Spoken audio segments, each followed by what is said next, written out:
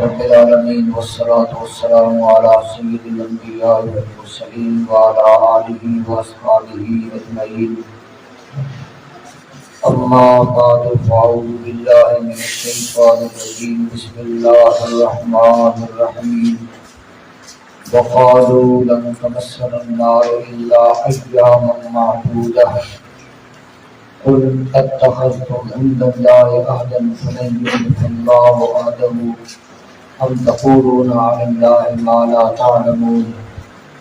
بلى من كسب سيئة وأحاطت به خطيئته فأولئك أصحاب النار هم فيها خالدون. والذين آمنوا وعملوا الصالحات أولئك أصحاب الجنة هم فيها خالدون. وإذ أخذنا ميثاق بني إسرائيل لا تعبدون إلا الله وبالوالدين إحسانا وذي القربى واليتامى والمساكين وقولوا للناس حسنا وأقيموا الصلاة وآتوا الزكاة ثم توليتم إلا قليلا منكم وأنتم معرضون. صدق الله مولانا العظيم وصدق رسوله النبي الكريم. إن الله وملائكته يصلون على النبي يا أيها الذين آمنوا صلوا عليه وسلموا تسليما. اللهم صل على سيدنا ومولانا محمد وعلى آل سيدنا ومولانا محمد صلاة دائمة مقبولة تؤدي بها عنا حقه العظيم. الصلاة والسلام عليك يا رسول الله وعلى آلك وأصحابك يا حبيب الله. الصلاة والسلام عليك يا رحمة للعالمين وعلى آلك وأصحابك يا خاتم النبيين. هو الحبيب الذي ترجى شفاعته لكل هول من الأهوال المقتحم. يا رب بالمصطفى بلغ مقاصدنا واغفر لنا ما مضى يا واسع الكرم. يا أكرم الخلق مالي من ألوذ به سواك عند حلول الحادث العممي. فإن من جودك الدنيا وذرتها ومن علومك علم اللوح والقلم. بلغ العلا بكماله كشف الدجى بجماله حسنت جميع خصاله صلوا عليه وآله. مولاي صل وسلم دائما أبدا على حبيبك خير الخلق كلهم وعلى آله وأصحابه أجمعين. معزز سامعین، تلاوت کردہ آیتوں کا مفہوم سماعت فرمائیں۔ یہودیوں نے کہا کہ ہمیں جہنم کی آگ مس نہیں کرے گی مگر چند دن۔ خالق کائنات جل شانہ نے ارشاد فرمایا کہ پیارے محبوب آپ ارشاد فرما دیجیے کہ کیا تم نے اللہ سے کوئی عہد کر رکھا ہے کہ اللہ تعالیٰ اس کی مخالفت نہیں فرمائے گا، یا پھر تم ایسی بات کہتے ہو جس کا تمہیں علم نہیں، بلکہ جس نے گناہ کمائے اور پھر اس کے گناہوں نے گھیرا کر لیا، یہ لوگ جہنمی ہیں اور اس میں ہمیشہ رہیں گے۔ وہ لوگ جو ایمان لے آئے اور انہوں نے اچھے عمل کیے یہ جنتی ہیں، اس میں ہمیشہ رہیں گے۔ اور جب کہ ہم نے بنی اسرائیل سے عہد لیا کہ وہ اللہ کے سوا عبادت نہیں کریں گے، والدین کے ساتھ حسن سلوک کریں گے، قریبیوں کے ساتھ، یتیموں کے ساتھ، مسکینوں کے ساتھ حسن سلوک کریں گے، اور لوگوں سے اچھی بات کہو، نماز قائم کرو، زکوٰۃ دو، پھر تم پھر گئے مگر تھوڑے تم میں سے رہ گئے، تم مکمل طور پہ اعراض کرنے والے ہو۔ یہ آیتوں کا کچھ مفہوم عرض کر دیا ہے، اب اس کی تفسیر آیتوں کی روح البیان کے حوالے سے مفسر قرآن علامہ محمد اسماعیل حقی رحمۃ اللہ تعالی علیہ ان آیتوں کی تفسیر میں ارشاد فرماتے ہیں کہ یہودیوں نے یہ بات کہی، یہ انہوں نے اپنا ایک گمان کیا کہ ہم اگر جہنم میں گئے بھی صحیح تو چند دن رہیں گے، تھوڑے دن رہیں گے، اس کے بعد ہم واپس جنت میں آ جائیں گے۔ یہ انہوں نے اپنی طرف سے ایک بات کہی،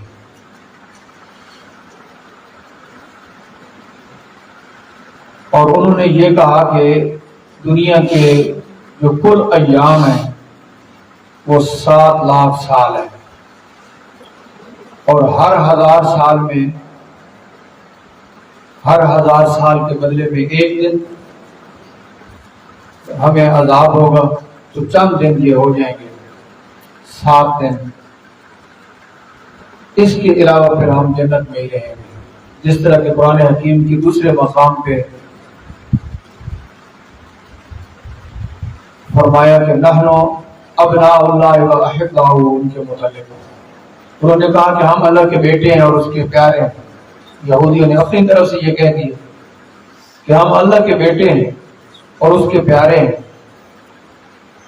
لہذا ہمیں ہمیشہ عذاب نہیں ہوگا، ہوا بھی صحیح تو چند دن ہوگا، اور اسی طرح ہوگا جس طرح کہ باپ اگر بیٹے پر ناراض ہو جائے، دوست اپنے دوست پر ناراض ہو جائے تو وہ تھوڑی سی سزا دیتا ہے اور اس کے بعد پھر چھوڑ دیتا ہے، تو ہمارا حال بھی اسی طرح ہوگا۔ یہ انہوں نے من گھڑت عقیدہ بنایا اپنی طرف سے، حالانکہ جو کفر ہے اس کا عذاب ہمیشہ ہے، اور جو مومن ہیں جنت میں جائیں گے ان کی پھر جنت ہمیشہ کے لیے، کیونکہ جو اعتقاد ہوتا ہے، عقیدہ ہوتا ہے، جو دین ہوتا ہے وہ ہمیشہ کے لیے ہوتا ہے۔ یہ نہیں کہ ایک دن دین کچھ اور ہو، دوسرے دن دین کچھ اور ہو، دین تو ہمیشہ ہوتا ہے برابر۔ اور پھر جو اچھے دین والے ہیں ان کی جزا بھی پھر ہمیشہ ہوتی ہے۔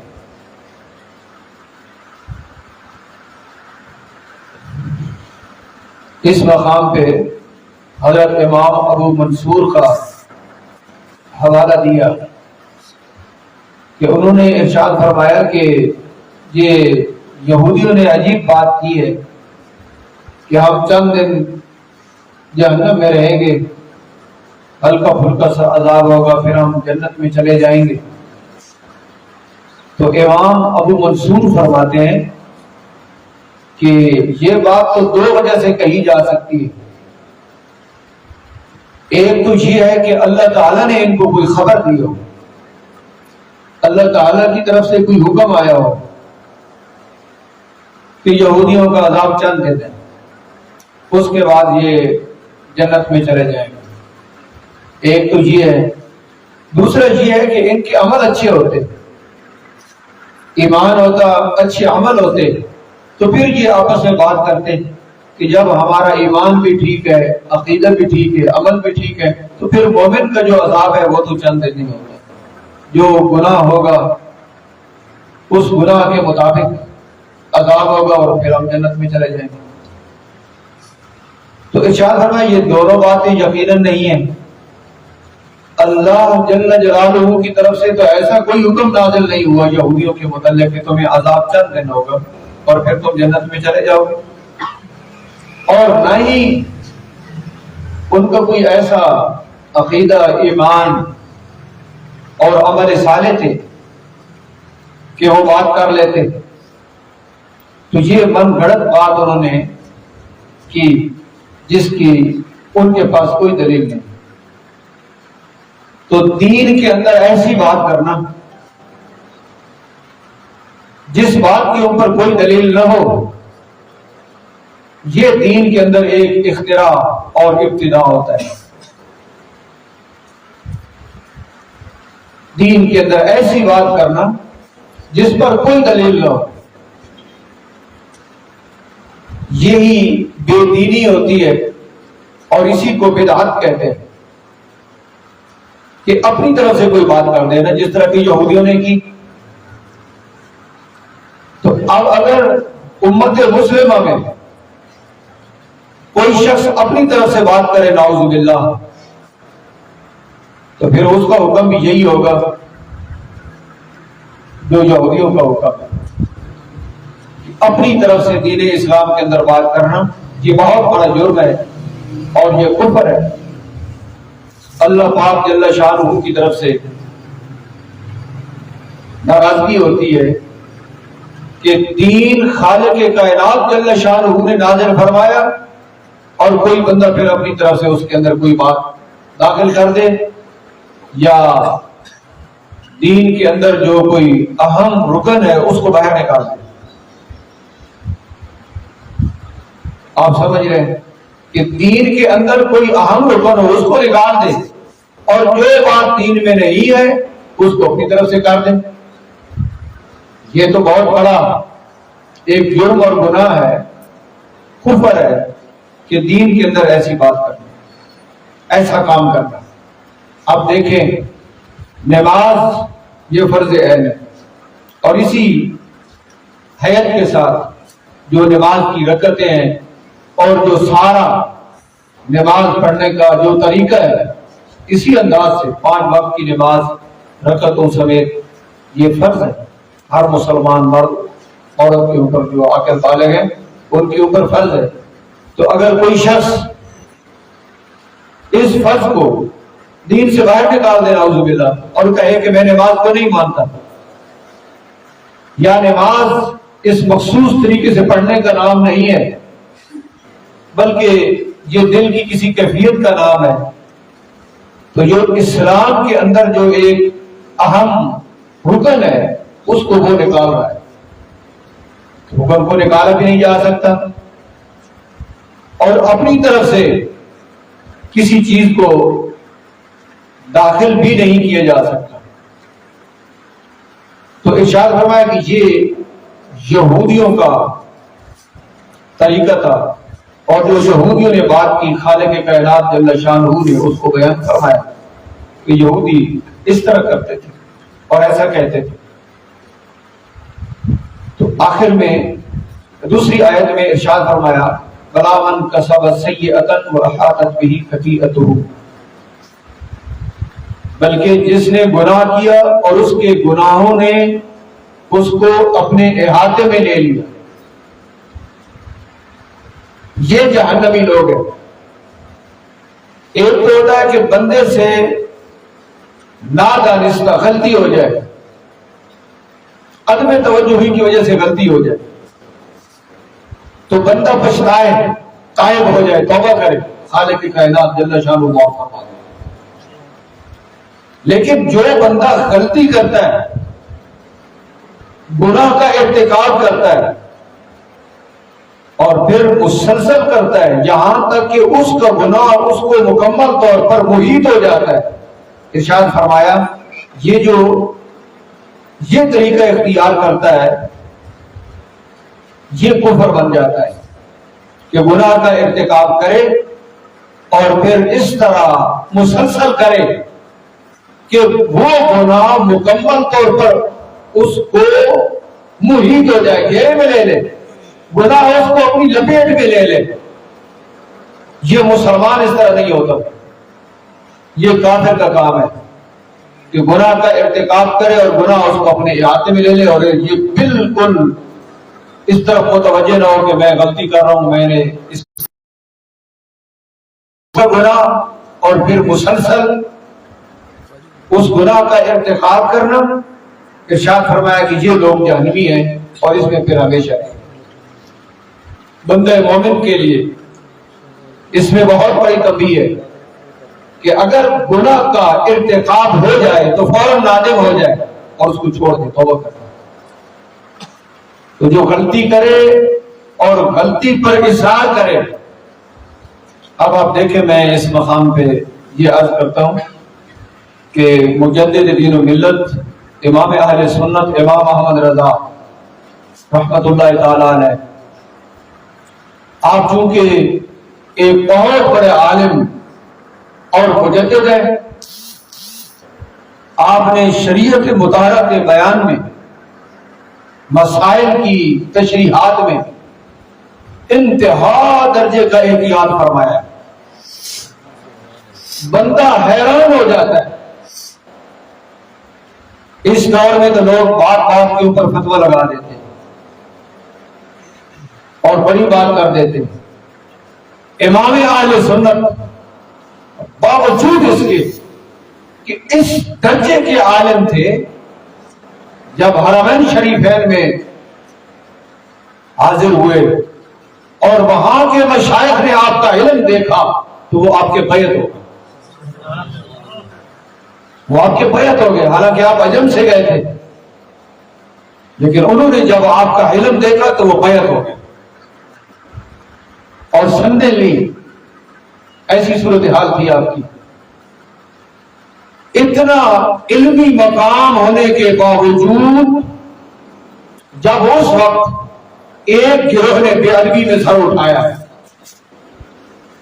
رسول پاک صلی اللہ علیہ وسلم کی شان میں بے ادبیاں کی، تو امام اہل سنت نے ان کو آگاہ فرمایا، ایک طویل عرصہ تک ان کو آگاہ فرماتے رہے، اور پھر جب وہ باز نہ آئے، حالانکہ آپ اس مقام پر تھے کہ تنہا فتویٰ دے سکتے تھے، لیکن عجب کے بھی جو جید علماء تھے، اور عرب شریف کے اندر، حرمین شریف کے اندر جو جید علماء تھے، درجنوں علماء کے پاس جا کر وہ صورتحال پیش کی، اور متفق طور پر علماء نے پھر ان عبارات کے اوپر فتویٰ لگایا۔ اور پرلطف بات یہ ہے کہ امام اہل سنت نے کئی بار ان لوگوں کو آگاہ کیا جو بے ادبی کر رہے تھے، خط لکھے کہ تم باز آ جاؤ، تمہاری ان باتوں میں کفر کا ارتکاب ہے، اگر تم واپس آ جاؤ تو بچ سکتے ہو۔ آپ اندازہ لگا لیں کہ درجنوں کفر کے باوجود آپ ان کو آگاہ کرتے رہے کہ تم لوگ بعد آ جاؤ، تائب ہو جاؤ، بچ جاؤ گے، لیکن وہ جب باز نہ آئے تو پھر آپ نے یہ عرب و عجم کے درجنوں علماء کے سامنے مسئلہ پیش کیا، پھر متفق طور پر انہوں نے پھر فتویٰ لگایا۔ اس کے بعد بھی امام اہل سنت امام احمد رضا کی توجہ اس طرف رہی کہ جب اتنے علماء کا فتویٰ لگ چکا ہے تو ممکن ہے یہ ڈر جائیں اور یہ باز آ جائے اور واپس آ جائے، پھر بھی اس کوشش میں لگے رہے، لیکن وہ بدبخت پھر بھی باز نہ آئے۔ یہ کبیرہ گناہ کا ارتکاب کرنا اور پھر بار بار کرنا اور پھر گناہ کا ان کو اپنے احاطے میں لے لینا، یہ وہ صورت ہے۔ اب یہ ایک بات اڑا دی کہ امام احمد رضا نے تو کفر کی مشین چلائی ہوئی ہے، تو جو کفر کرے اور پھر بھی امام احمد رضا کو کافر نہ کہے تو کیا کہے۔ اب مرزے نے جو نبوت کا دعویٰ کیا تھا اور نبی بن بیٹھا تھا، تو پھر علماء کیا کہتے ہیں اس کو کہ ٹھیک کام کیے تو کفر کا فتویٰ ہی لگانا تھا. تو کسی مقام پہ کفر کا فتویٰ لگایا، کسی مقام پہ گمراہی کا فتویٰ لگایا. اس قسم کے درجہ بدرجہ جس قسم کا گناہ تھا اور جس درجے کی غلطی تھی اسی درجے کا فتویٰ امام اہل سنت نے ارشاد فرمایا. میں آپ کو عرض کر رہا ہوں کہ بار بار امام اہل سنت نے درجنوں بار ان کو آگاہ کیا غلطی کرنے والوں کو، تم غلطی کر رہے ہو باز آ جائے. دیکھو اس سے بڑا بھی کوئی احتیاط ہوتا ہے. امام اہل سنت نے جب یہ کہا گیا کہ بالفرض نبی پاک علیہ الصلوۃ والسلام کے بعد کوئی نبی آ جائے تو ختم نبوت میں فرق نہیں پڑتا، بتاؤ یہ کتنی خطرناک عبارت ہے. جی امام اہل سنت نے ارشاد فرمایا کہ بعد آ جاؤ، یہ غلط بات ہے، یہ کفر ہے. تم ختم نبوت کا انکار کر رہے ہو، کیسی بات تم کر رہے ہو؟ ایسی درجنوں عبارات تھی. امام اہل سنت نے ان کو نوٹ فرمایا اور پوری دنیا کے عرب و عجم کے جید علماء کے سامنے پیش کیا اور انہوں نے متفق طور پر یہ بتایا کہ یہ عبارات ایمان کے خلاف. تو اس طرح جب کوئی بندہ غلطی پر ڈٹ جائے تو یہ اس کی بہت بڑی محرومی اور بدبختی ہوتی ہے. ایک بندے کو کہا جاتا ہے کہ تو غلطی کر رہا ہے اور وہ سوچتے تک نہیں، نظر ثانی تک نہیں کرتا اور دلیل بھی کوئی نہیں ہوتی. اور پھر لطف بات یہ کہ آخر دم تک امام اہل سنت ارشاد فرماتے رہے کہ بعد آ جاؤ جا ہماری باتوں کا جواب دو. یہ بھی آخر تک ارشاد فرمایا کہ میں نے جو سوال تمہارے اوپر قائم کیے کہ یہ تمہاری غلطی ہے، اس کا جواب دے دو. تو جواب بھی نہیں دیا اور بات بھی نہیں آئے اور آج تک وہ سوال قائم ہے. یہ نہیں کہ سوالوں کے جواب آ گئے، آج تک وہ سوال قائم ہے جو امام اہل سنت نے قائم فرمائے. ان سوالوں کے جواب نہیں ہے اور کون دے سکتا ہے؟ ان سوالوں کے جواب کون دے سکتا ہے؟ ذرا مدعی بنے، ان عبارات پر، ان بے ادبیوں پر مدعی بنے اور لائیو پوری دنیا دیکھے. میں کہتا ہوں کہ حق واضح ہو جائے گا اور باطل بھی واضح ہو جائے گا. تو پوری دنیا کے سامنے آ جائے اور وہی جو امام اہل سنت نے سوال قائم فرمائے، اہل سنت آج پھر ان سوالوں کو دہراتے ہیں اور ان کی ذمہ یہ قرض ہے وہ دفاع کریں، جواب دیں. یہ قطعاً نہیں ہو سکتا کہ وہ دفاع کر سکیں اور جواب دے سکیں. امام اہل سنت کے حوالے سے میں نے یہ عرض کر دیا کہ اس مقام پہ کہ جب بندہ کوئی گناہ کبیرہ کرتا ہے اور پھر اس کے اوپر اصرار کرتا ہے تو پھر وہ اس گناہ کی پھر لپیٹ میں آ جاتا ہے. اللہ سے ڈرنا چاہیے. انسان غلطی کرتا ہے تو اس کو اللہ سے ڈرنا چاہیے کہ میں نے غلطی کی ہے، میں معافی چاہتا ہوں. اور میں آپ کو عرض کرتا ہوں کہ اس وقت اگر امام اہل سنت کی بات کو مان لیا گیا ہوتا، آج لوگ کہتے ہیں نا کہ فرقہ واریت ہو گئی ہے، امام اہل سنت کی بات کو مان لیا گیا ہوتا تو آج امت مسلمہ کے اندر اتنا انتشار اور افتراق نہ ہوتا تھا. یہ ان کی ضد تھی اور عناد تھا کہ آگاہ کیے جانے کے باوجود نہ مانے. اور ایک اور درجہ ہے آپ کے، وہ تو نہ مانے، الگ ہو گئے، نہ مانے. لیکن آج ایک اور طبقہ، ایک اور گروہ پیدا ہو چکا ہے جو کہتا ہے کہ رہنے دو، جانے دو، کافی عرصہ ہو گیا. تو کفر اگر پرانا ہو جائے تو ایمان ہو جاتا ہے. کفر ہمیشہ کفر ہی ہوتا ہے. وہ عرصہ گزرنے سے کفر اسلام نہیں بن جاتا. اور جو لوگ اپنے آپ کو اہل سنت کہلواتے الصلاۃ والسلام علیکہ یا رسول اللہ بھی پڑھتے اور پھر کہتے ہیں کہ جانے دو ان باتوں کو جو امام اہل سنت امام احمد رضا نے کی ہے، ان باتوں کو رہنے دو. ان لوگوں کے لیے چیلنج ہے کہ اگر تم کہتے ہو کہ ان باتوں کو رہنے دو تو پھر جو انہوں نے غلطیاں کی ہیں انہی غلطیوں کو اٹھاؤ اور ترجمانی کرو، سامنے بیٹھ جاؤ، پوری دنیا کے سامنے بیٹھ جاؤ، ترجمانی کرو کہ یہ ٹھیک ہے، مان جائیں گے۔ پھر اس منصب پہ ذرا آؤ اور ترجمانی کرو۔ کیوں کہ کوئی بندہ گدھے کو حلال کر سکتا، جو کفر ہے اس کو اسلام کیسے ثابت کریں گے؟ الحمدللہ امام اہل سنت نے جو گرفت فرمائی ہے قیامت تک اس گرفت سے یہ لوگ نکل نہیں سکتے۔ جنہوں نے بے ادبی کی ہے وہ کبھی بھی اس گرفت سے نکل نہیں سکتے۔ اور میں یہ عرض کرتا ہوں کہ جو لوگ امام اہل سنت کی مخالفت کر رہے ہیں اور امام احمد رضا کی تحقیق کو پس پشت رکھ رہے ہیں، قیامت تک یہ بھی اس بات کا جواب نہیں دے سکتے، اپنے اس دعوے کے اوپر قائم نہیں رہ سکتے اور نہ جواب دے سکتے۔ یہ زبانی سارے دفاع ہیں، اور یہ زبانی باتیں کہ رہنے دو، کیا رہنے دو؟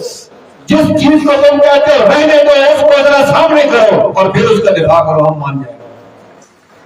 سمجھ آ رہی ہے؟ اب جو انہوں نے بے ادبیاں کی ہیں، اب یہ نام نے ہاتھ سنی انہیں بے ادبیوں کو اٹھائیں اور کہیں کہ یہ بے ادبی نہیں ہے، ثابت کریں ذرا پوری دنیا کے سامنے، اپنا منہ کالا کروائیں، اس کو نامینیٹ بھی نہیں کرتے اور ایسے ہی کفر کو دبانا چاہتے ہیں، شرم نہیں آتی ان کو۔ دیکھیں جو حق ہے وہ حق ہوتا ہے، کبھی بھی حق کو باطل کے ساتھ ملانا نہیں چاہیے، حق کو واضح رہنا چاہیے اور باطل کو بھی واضح رہنا چاہیے۔ اس مقام پہ مزید اس کی بھی تفصیل آ رہی ہے۔ یہاں یہ ارشاد فرمایا کہ یہ کافر لوگ ہیں جو اللہ جل جلالہ کے متعلق اپنی طرف سے باتیں کرتے ہیں، اس کے بعد پھر ایمان والوں کو دیکھا ہے، والذین آمنوا وعملوا الصالحات اولئک اصحاب الجنۃ هم فیہا خالدون۔ وہاں ذکر تھا یہودیوں کا جو کافر ہیں، اور پھر اب ایمان والوں کا ذکر ہے جو ایمان لے اور اچھے عمل کیے، وہ جنتی ہیں اور جنت میں ہمیشہ رہیں گے۔ اب دیکھیں جی، علامہ اسماعیل حق کی رحمت اللہ تعالی علیہ ارشاد فرماتے ہیں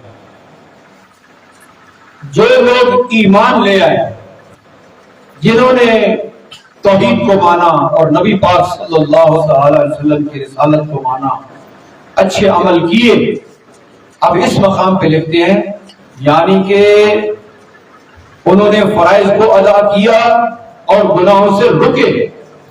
اب اس مسئلے کو آپ نے سمجھنا ہے کہ ایمان والے اور اچھے عمل والے، ان کی جو تفسیر ارشاد فرمائی، ہمیں یہ دیکھنا چاہیے کہ مفسر تفسیر کیا کرتا ہے۔ ایمان والے اور صالح عمل والے کون ہیں؟ ارشاد فرمایا یہ وہ لوگ ہیں جو فرائض کو ادا کرتے ہیں اور گناہوں سے رکتے ہیں، یعنی غلطی سے رکنا اور نیکی کرنا، اس کو کہتے ہیں صالح عمل۔ اگر بندہ غلطی بھی کرتا رہے اور نیک عمل بھی کرتا رہے، اس کو صالح نہیں کہتے، کیونکہ جب غلطی کرتا ہے تو وہ نیکی کو ختم کر دیتا ہے۔ ایک بندہ اچھا کام بھی کرتا ہے اور ساتھ برائی کا ارتکاب بھی کرتا ہے، تو گویا کہ یہ شخص راہ راست سے ہٹا ہوا ہے، صراط مستقیم پر ہوا ہے، جو فرائض کی ادائیگی بھی کرے، اچھے عمل بھی کرے اور برے عمل جو ہیں ان سے رکے بھی سے۔ تو پھر یہ اس فہرست میں آئے گا کہ جو ایمان لے آئے اور جنہوں نے عمل صالح کیے۔ اب اس کو عقیدے کے حوالے سے بھی سمجھ سکتے ہیں کہ جو اہل سنت کا عقیدہ ہے، توجہ رکھنا، کہ جو اہل سنت کا عقیدہ ہے، اس عقیدے کے اوپر ثواب کب ملے گا اور بندہ کامیاب کب ہوگا؟ اس وقت جبکہ یہ عقیدہ حق پہ رہ کے باطل سے بچے۔ اب توجہ کرنا اس بات کو، کیونکہ ہمارا معاشرہ اس خرابی کے اندر مبتلا ہے۔ اب یہ جو بات ہے معاشرہ اس خرابی میں کہ جو عقیدہ حق ہے کچھ اس کو بھی بیان کیا جاتا ہے اور اس کے مطابق عمل بھی کیا جاتا ہے، لیکن ساتھ ساتھ باطل کے ساتھ بھی روابط رکھے جاتے ہیں۔ اچھا کام بھی کر لیا لیکن جو برا کام ہے اس کے ساتھ بھی تعلق قائم رکھنا. یہ بالکل ایسی مثال بنتی ہے کہ کوئی بندہ مسجد میں بھی آئے اور آتے جاتے مندر سے بھی چکر لگاتا جائے. یہ ایسی مثال بنتی ہے. الصلاۃ والسلام علیکہ یا رسول اللہ بھی پڑھا کہ جو یا رسول اللہ پڑھنے والے ہیں ان کے ہاں ہم کچھ مقبول ہو جائیں، اور جو منکر ہیں ان کے پاس بھی جا کر بیٹھ گئے کہ ان سے بھی کچھ لے لیں. اب ایسے لوگ معاشرے میں بالکل آپ کو بہت زیادہ نظر آئیں گے بکثرت. معاشرے میں بڑے نظر آئیں گے آپ کو. دیکھیں بھائی یہ اہل حق کا شیوا نہیں ہے. جو حق والے ہیں وہ صرف حق کے ساتھ رہتے ہیں، پھر باطل کے ساتھ نہیں رہتے. اگر وہ باطل کے ساتھ بھی رہے تو وہ پھر حق نہیں ہوتا. اس کو پھر جب یہ ملا دیتے ہیں تو وہ حق نہیں رہتا، وہی باطل ہو جاتا ہے. اب دیکھیں کہ جو ایمان والے ہیں اور اچھے عمل والے ہیں وہ کون ہیں؟ جو فرائض کی ادائیگی بھی کرتے ہیں اور گناہوں سے رکتے بھی ہیں. ارشاد فرمایا کہ یہ جنت، یہ جنتی ہیں اور جنت میں ہمیشہ رہیں گے، مریں گی بھی نہیں اور جنت سے نکلیں گے بھی نہیں. اب پہلے ذکر تھا کفار کا، جہنمیوں کا، پھر ایمان والوں کا ذکر آیا.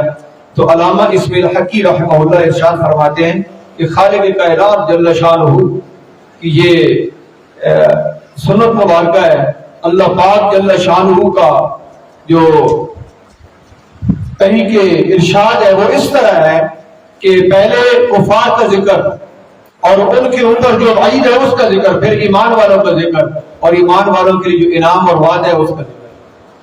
ارشاد فرمایا کہ یہ جنتی ہیں اور جنت میں ہمیشہ رہیں گے.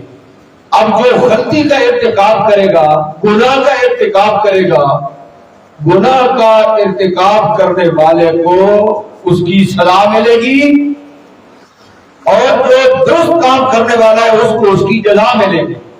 یہاں ایک استعمال فرما رہے علامہ اسماعیل حقی بڑا پرمطلب ہے کہ صرف ایک چیز کو بیان نہ کرے تم کہ بھائی نماز پڑھو، اچھا عقیدہ رکھو، الصلاۃ والسلام علیکہ یا رسول اللہ پڑھو، اذان میں اسم محمد کو سن کے چوم کے آنکھوں پہ لگاؤ، قرآن حکیم کی تلاوت کرو. یہ ایک چیز ہے، یہ صرف ایک چیز ہے.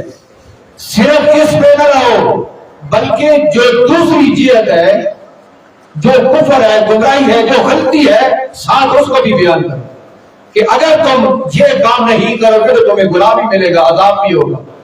ساتھ یہ بھی بتاؤ. یعنی جہاں حق کو بیان کرتے ہو وہاں باطل کو بھی بیان کرو. جہاں اچھے عملوں کے اوپر جزا کو بیان کرتے ہو وہاں برے عملوں کے اوپر جو سزا ہے اس کو بھی بیان کرو. جہاں تم اچھی محفل کے اندر آنے کے اوپر جو ہے وہ ثواب کی خوشخبری دیتے ہو وہاں یہ بھی بتاؤ کہ اگر گناہوں کے پاس چلے گئے تم اور اگر دوسرے لوگوں کے پاس چلے گئے تو پھر تمہارے لیے عذاب بھی ہے. یہ اصرار فرما رہے ہیں کہ حکایت بیان فرمائے، یعنی دونوں چیزوں کو تم نے بیان کرنا ہے. اگر تم حق کو بیان کر رہے ہو تو اس کے مقابل جو باطل ہے اس کو بھی بیان کرو. اگر لوگوں کو تم کہتے ہو کہ تم یا رسول اللہ کہنے والے ہو، میلاد شریف کی محفل کے اندر آنے والے ہو، بڑے اہل محبت ہو، اور تم جو ہے نا وہ جنتیوں والے کام کر رہے ہو، اگر تم یہ بتاتے ہو تو ساتھ یہ بھی بتاؤ کہ جو عمل اور عقیدہ اس کے برعکس ہے وہ جہنم کی طرف جا رہا ہے، وہ بھی بتاؤ کہ ادھر سے تم بچو. تو پھر تم یہ نہیں کہ دونوں جو ہے نا وہ معاملات چلتے رہے، جنتیوں والے کام بھی چلتے رہے اور ساتھ جہنمیوں والے بھی چلتے رہے. اس سے روک ہے. اب ایک حکایت بیان فرمائی علامہ اسماعیل حقی نے اس مسئلے پر کہ دونوں جہتوں کو سامنے رکھو. ارشاد فرمایا، حکایت بیان فرمائی کہ ایک بزرگ تھے اور ان بزرگوں کے ایک مرید تھے. تو ایک شیخ نے اپنے مرید کو کہا کہ اگر تمہیں کہیں حضرت بایزید بستامی رحمۃ اللہ تعالی علیہ نظر آئے تو ان کی صحبت میں بیٹھنا، کیونکہ وہ بہت کمال شخص ہے، اور جتنے بھی تم گرد وظیفے کرتے ہو نا ان کی بنسبت اگر ان کے دربار میں تم بیٹھ گئے تو تمہیں فائدہ زیادہ ہوگا. ایک شیخ نے اپنے مرید کو کہا کہ تم حضرت بایزید بستامی رحمۃ اللہ تعالی علیہ کی مجلس کو اختیار کرو. آگے سے مرید نے کہا کہ میں ان کی مجلس کیسے اختیار کروں. انہوں نے کچھ جو بظاہر ان کو غلطی نظر آئی، حقیقت پہ غلطی نہیں ہوتی، اولیاء کاملین کا ایک طریق ہوتا ہے، تو اس نے کہا کہ نہیں، مجھے وہ ٹھیک نہیں لگتے، لہذا میں ان کے پاس نہیں جاؤں گا. وقت گزر گیا، اپنے شیخ کے ساتھ یہ شخص جا رہا تھا حضرت باجزید بستامی کی طرف. اب شیخ ان کو لے گئے حضرت باجزید بستامی کی طرف. جب وہاں گئے تو معلوم یہ ہوا کہ حضرت شیخ باجزید بستامی گھر میں نہیں ہے، وہ باہر لکڑیاں بنانے کے لیے گئے ہوئے. کیونکہ یہ جو بزرگ لوگ ہوتے ہیں یہ سارے کام اپنے خود کرتے ہیں جی. اس دور میں تو تھوڑا سا کپڑا اگر ناقص پہن، لوگ کہتے ہیں یہ کیسا مولوی یا پیر ہے، اس کے کپڑے ہی کمزور ہیں، پیروں لگے ہوئے ہیں جی. اس کی گاڑی کیسی ہے یا ہے نہیں، یا ہے کیسی ہے، یعنی کہ وہ قواعد میں بنا ہوا ہے کہ جو مولوی ہے یا پیر ہے اس کی ٹھیک ٹھاک ٹھاٹ باٹ ہونی چاہیے، پھر جا کے اس کو کوئی مقام ملے گا. پھر یہ لوگ بھی مار دار کر کے عوام کے اس تقاضے کو پورا کرنے کے لیے کہتے ہیں کہ ہماری پھر یہ بات اچھے ہو جائے، تاکہ لوگوں کو پتہ چل جائے کہ واقعتاً بہت بڑا شیخ کامل ہے، گاڑی بھی بڑی اچھی ہے، مال بھی بڑا اچھا ہے، اور لباس بھی کیا بات ہے، اور ساتھ کچھ ایسے 7-8 بندے بھی ہیں جو خدمت کے لیے اور پروٹوکول کے لیے وہ موجود ہیں. تو یہ حضرت باجزید بستامی لکڑیاں بنانے کے لیے گئے ہوئے. گھر سے خبر ملی کہ وہ لکڑیاں بنانے کے لیے گئے ہوئے، کہ شام کو جو کھانا پکانے اس کی لکڑیوں کی ضرورت ہے، جنگل سے لکڑیاں لینے کے لیے گئے ہوئے. اب یہ لوگ واپس چلے گئے اور راستے پر کھڑے ہو گئے کہ کسی طرف سے آئیں گے تو ان کو ملیں گے. اب یہ جب حضرت باجزید بستامی سامنے سے نظر آئے تو وہ ایک شیر کے اوپر سوار تھے، اور سانپ کو انہوں نے وہ بطور چابک بنایا ہوا تھا، اپنا جو ہے نا عصا بنایا ہوا تھا. شیر کے اوپر سوار تھے اور سانپ کو جو ہے نا وہ اپنا ڈنڈا بنایا ہوا تھا، اور اس طرح وہ آ رہے تھے. جب اس مرید نے دیکھا تو حیبت طاری ہو گئی، یہ فوت ہو گیا. جب حضرت باجزید بستامی کو دیکھتا نا اس جلال کے ساتھ کہ شیر کے اوپر سوار ہے اور ایک بہت بڑا اژدہا بطور ڈنڈا ہاتھ میں، یہ دیکھا تو فوت ہو گیا. جب فوت ہوا تو حضرت باجزید بستامی جب قریب آئے تو آپ نے اس مرید کے شیخ کو ارشاد فرمایا کہ تم کیا کرتے ہو، کیسی تربیت کرتے ہو اپنے مریدوں کو؟ صرف ان کو جو ہے نا وہ نرم نرم باتیں بتاتے رہتے ہو اور کرامات دکھاتے رہتے ہو، کبھی سختی اور کبھی ایسی بات تم نے کبھی ان کو نہیں دکھائی کہ اب یہ مجھے دیکھ کر اس سے برداشت ہی نہیں ہوا. تو ان کو صرف یہ آسان باتیں نہ دکھایا کرو مریدوں کو، یہ سخت باتیں بھی ان کو کبھی کبھی دکھایا کرو، تاکہ ان کے اندر یہ جوہر پیدا ہو جائے کہ جہاں یہ آسان اور نرم معاملات ہوتے ہیں وہاں دوسری طرف سخت معاملات بھی ہوتے ہیں، وہ بھی دکھانے چاہیے تمہیں. تو علامہ اسماعیل الحقی یہ بتانا چاہتے ہیں کہ جب دین کو تم بیان کرتے ہو اور اس کے انعامات کو تم بیان کرتے ہو تو ساتھ دوسری طرف سزاؤں کو بھی بیان کرو. اگر اس راستے پہ رہو گے تو تمہارے لیے یہ انعام ہے، اس راستے کو چھوڑو گے تو تمہارے لیے جہنم ہے. اب یہ اہل سنت بیانکاروں نے میلاد شریف کے اندر تم جلوس میں آ گئے ہو، ہماری محفل میں آ گئے ہو، بہت بڑی بات ہے تم، اور حقیقتاً بڑی بات ہے، جہاں تک ٹھیک ہے یہ بڑی بات ہے. تو یہ بتا رہا ہے کہ بہت بڑی بات ہے تم آ گئے ہو. اب دوسری بات بھی ساتھ بتانی چاہیے گی کہ بتانی چاہیے کہ اس کے برعکس جو محفل اس کے مخالف ہے، اگر جاؤ گے تو اس کا اثر ختم ہو جائے گا، پھر جہنم کی طرف چلے جاؤ گے. ساتھ یہ بھی بتانا چاہیے اگر الصلوۃ والسلام علیک یا رسول اللہ کا نظریہ رکھ کر تم دور پڑتے ہو تو جو اس کا منکر ہے اس کو طلب بھی کرنا پڑے گا. یہ نہیں کہ اس کے ساتھ بھی رہو اور ادھر بھی رہو. یہاں سے بھی انعام کی خوشخبری لے لو، ادھر سے بھی انعام کی خوشخبری لے لو، دونوں طرف سے تمہیں انعام نہیں ملے گا، ایک طرف سے ملے گا، رائے حق سے ملے گا. یہ علامہ یعنی یہ آپ دیکھیں نا، اگر تم آل اور نتیجہ یہی بنتا ہے کہ حق اور باطل کے درمیان امتیاز، نتیجہ یہی بنتا ہے. جو اہل حق ہے ان کو کبھی باطل کے پاس نہیں جانا چاہیے اور ان کے پاس بھی نہیں جانا چاہیے جو باطل کے پاس جاتے ہیں. یہ بات سمجھنا، ایک ڈائریکٹ باطل ہے، ایک ڈائریکٹ باطل ہے اس کے پاس جانا، اور ایک ڈائریکٹ باطل تو نہیں ہے، جس کے پاس جاتے ہیں وہ آگے باطل کے پاس جاتا ہے، تو یہ بھی باطل ہے پھر۔ تو کسی اعتبار سے بھی اہل حق کو اہل باطل کے پاس نہیں جانا چاہیے۔ مفسرین نے اس کی بڑی وضاحت فرمائی ہے دوسرے مقامات پہ کہ جب باطل کے پاس جائیں گے تو اس کا اثر ضرور ان کے اوپر ہو جائے گا۔ اب ارشاد فرمایا کہ بعض لوگ جو ہے ان کے ذہن میں یہ بات ہے، کیونکہ یہودیوں نے کہا تھا نا کہ ہم تو بڑے نیک لوگ ہیں اور جہنم میں گئے کسی تو چند دن رہیں گے پھر واپس آ جائیں گے۔ تو اب علامہ اسماعیل حقی فرماتے ہیں کہ بعض ایسے بھی لوگ ہوتے ہیں جو یہ کہتے ہیں کہ ہماری جو روح ہے نا یہ پاک ہے، ہماری روح پاک ہے، یہ جیسے بھی معاملات چلتے رہیں ہماری روح اسی طرح ہی رہے گی، اس کو کچھ بھی نہیں ہوتا، یہ ایک خاص مقام کے اوپر فائز ہے، لہذا ہماری جو روح ہے یہ ہمیشہ ٹھیک رہے گی اور اس کے اندر اچھے اوصاف رہیں گے۔ ارشاد فرمایا کہ یہ بہت بڑی غلطی ہے اس قسم کا ذہن رکھنا کہ کام جو ہے وہ شریعت کے خلاف کرنا، خواہشات کے مطابق کرنا، اور پھر کہنا کہ ہماری روح جو ہے یہ پھر بھی پاک رہے گی، اور روح جب جسم سے نکلے گی تو عالم ارواح میں بڑے اچھے مقام پہ چلی جائے گی اور اس کو کچھ بھی نہیں ہوگا۔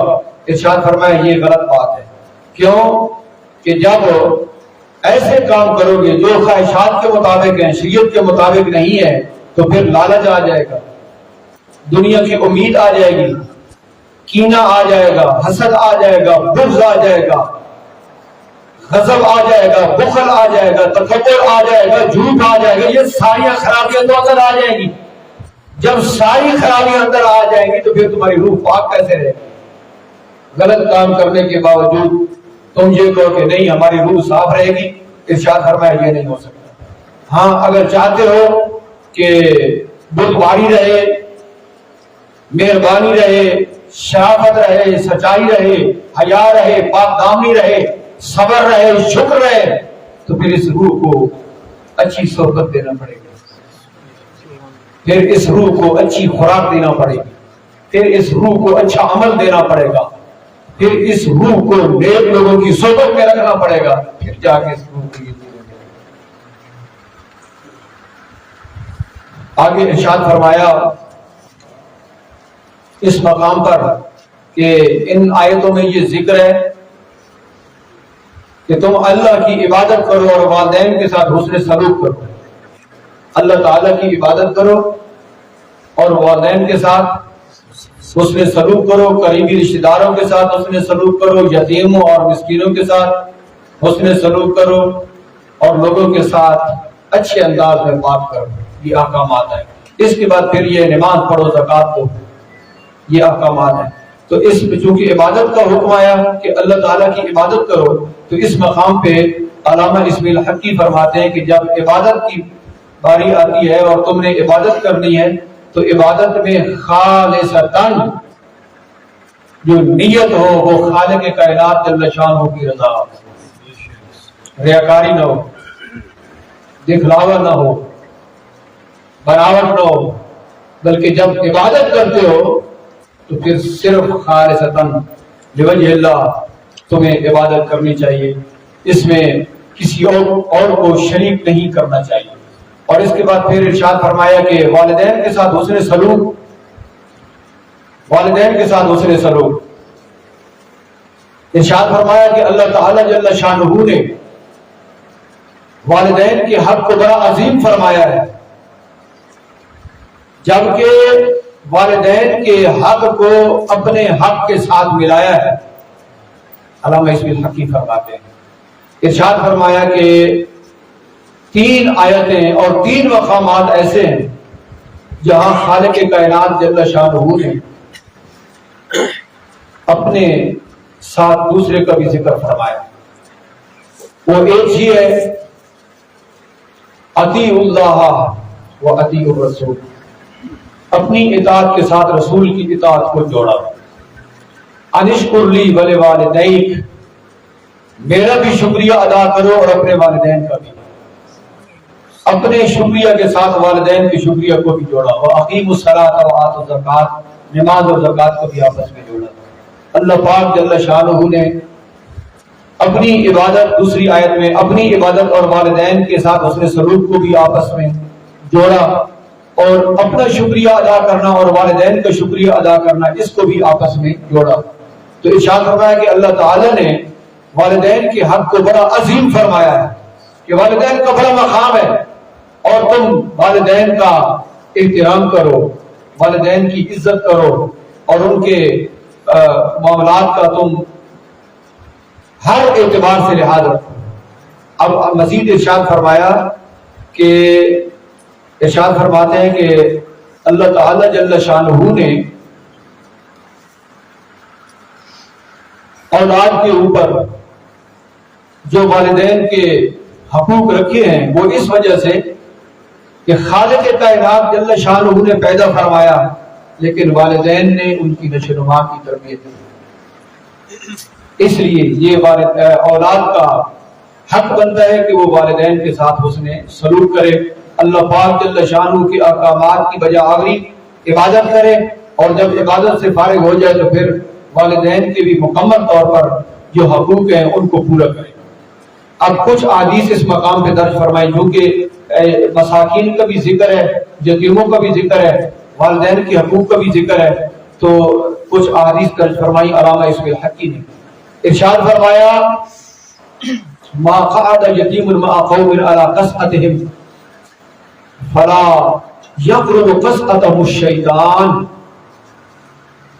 جن لوگوں کے ساتھ کھانے میں یتیم شریک ہو جاتا ہے خالق کائنات پھر وہاں سے شیطان کو بھگا دیتا ہے۔ وہ لوگ بڑے خوش قسمت ہیں جنہیں یہ سعادت نصیب ہو جائے کہ وہ کسی یتیم کی پرورش کر رہے ہیں۔ اللہ پاک جل شانہ کے دربار میں بہت بڑا اس کا اجر ہے۔ اور پھر ارشاد فرمایا کہ جس شخص نے یتیم کو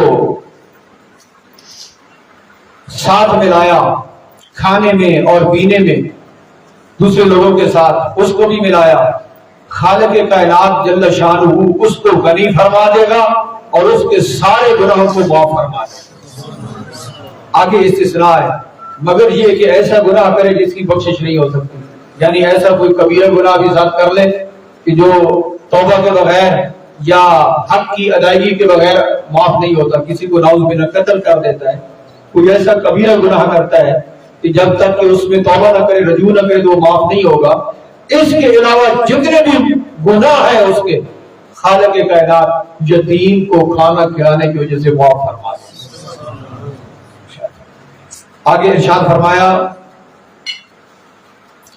جس شخص کی 3 بچیاں ہوں یا 3 بہنیں ہوں وہ ان کے اوپر خرچ کرے اور حسن سلوک کرے جہاں تک کہ وہ بڑی ہو جائیں یا فوت ہو جائیں، خالق کائنات جل شانہ اس کے بھی سارے گناہوں کو معاف فرما دے گا۔ آگے استثناء ہے الا ان یعمل عملا لا یغفر، ما سوا ایسے گناہ کے جس کی بخشش جو نہیں ہو سکتی کہ وہ کوئی بڑے گناہ کا ارتکاب کرے، اس کے علاوہ جتنے بھی اس کے گناہ ہیں خالق کائنات جل شانہ معاف فرما دے گا۔ جس وقت نبی پاک علیہ السلام نے ارشاد فرمایا نا کہ جس کی 3 بچیاں ہوں یا 3 بہنیں ہوں اور وہ ان کے ساتھ حسن سلوک کرے، ان کی پرورش کرے، تو ایک شخص نے پوچھا یا رسول اللہ جس کی 2 ہوں، تو نبی پاک علیہ السلام نے ارشاد فرمایا کہ جس کی 2 ہوں اللہ پاک اس کے ساتھ بھی یہی معاملہ فرمائے۔ اور پھر ارشاد فرمایا کہ کافل الیتیم